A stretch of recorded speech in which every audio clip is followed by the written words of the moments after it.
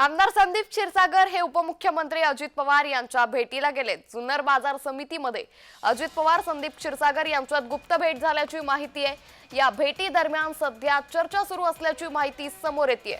तर संदीप क्षीरसागर ज्यांनी सरपंच संतोष देशमुख यांच्या प्रकरणी आवाज उठवला होता आणि आता आमदार संदीप क्षीरसागर हे उपमुख्यमंत्री अजित पवार यांच्या भेटीला गेल्याची माहिती सध्या समोर येते। बीडचे आमदार संदीप क्षीरसागर हे उपमुख्यमंत्री अजित पवार यांच्या भेटीला गेले।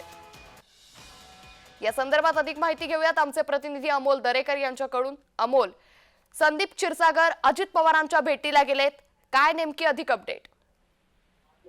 नक्कीच अश्विनी, या ठिकाणी जुन्नर या ठिकाणी असणाऱ्या जिल्हा सत्र न्यायालयाच्या उद्घाटन प्रसंगी अजित पवार हे उपस्थित होते आणि त्यानंतर जुन्नरच्या बाजार समितीच्या कार्यालयामध्ये यापूर्वीच अजित पवार येण्यापूर्वीच संदीप क्षीरसागर हे उपस्थित होते, परंतु पत्रकारांना जाण्यास नकार दिलेला आहे।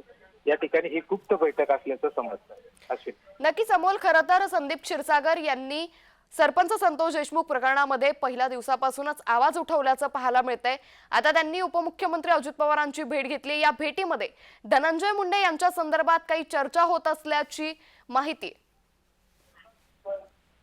अजून तरी त्याबाबतचा कुठलाही खुलासा करण्यात आलेला नाहीये।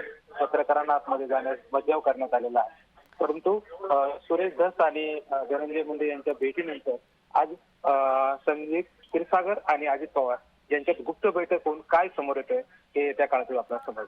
निश्चित अमोल, त्यामुळे एकंदरीतच आता या दोन्ही नेत्यांच्या भेटीमागे नेमकं काय कारण आहे याकडे सगळ्यांचंच लक्ष असेल। धन्यवाद अमोल, आपण दिलेल्या सविस्तर माहितीसाठी।